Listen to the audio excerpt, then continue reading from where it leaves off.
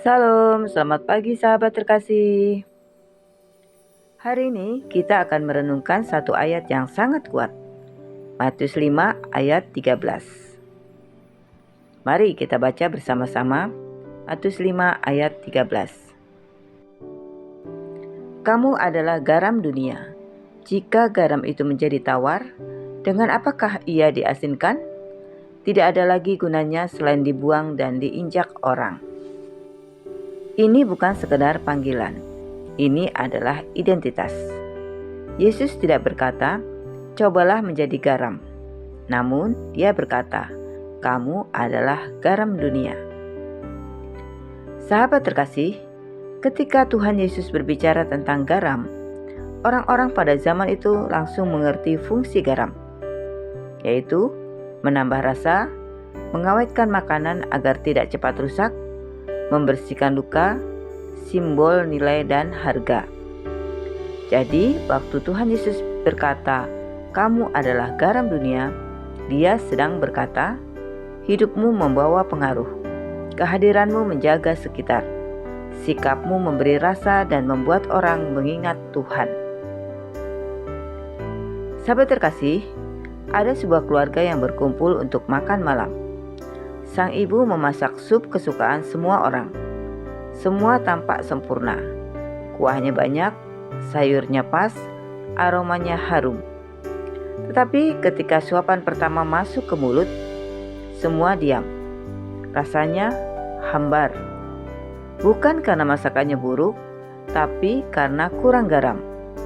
Cuma kurang sedikit, tapi pengaruhnya besar.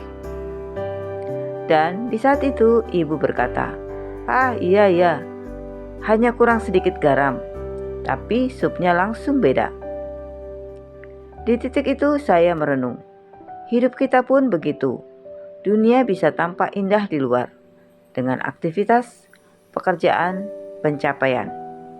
Tetapi tanpa anak-anak Tuhan yang membawa kasih, kebaikan, kejujuran, dan damai, dunia menjadi hambar. Garam tidak banyak, garam tidak terlihat, tapi garam mengubah rasa seluruh hidangan. Begitu pula dengan hidup kita. Mungkin kita merasa kecil, tidak terkenal, tidak diperhitungkan, namun Tuhan berkata, kehadiran kita menentukan rasa di tempat itu.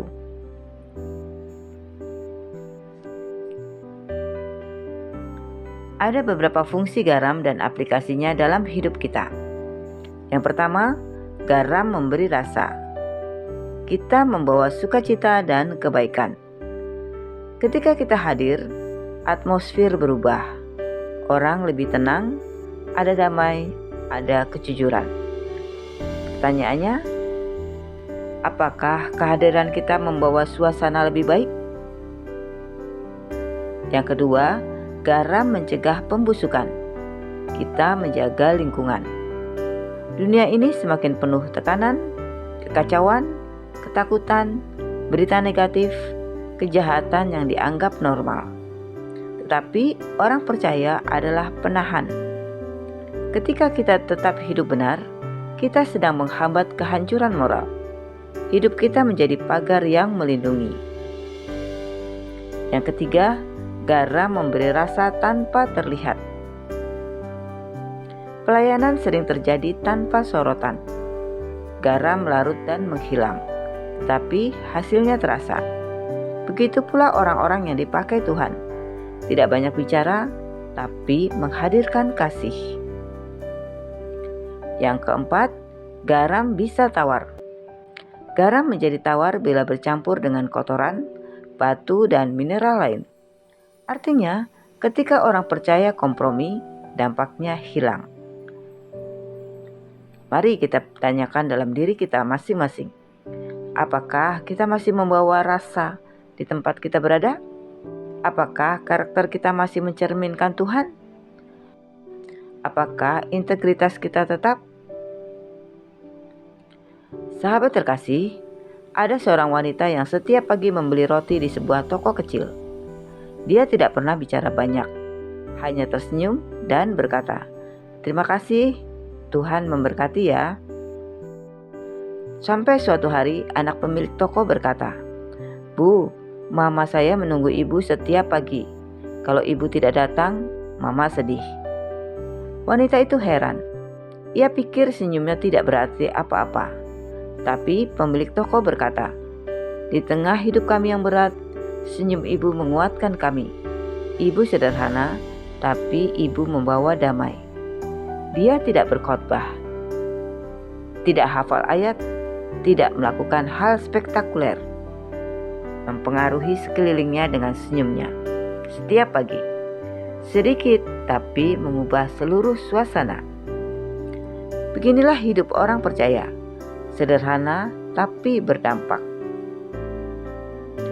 Sahabat terkasih, mari kita terapkan firman Tuhan pada hari ini.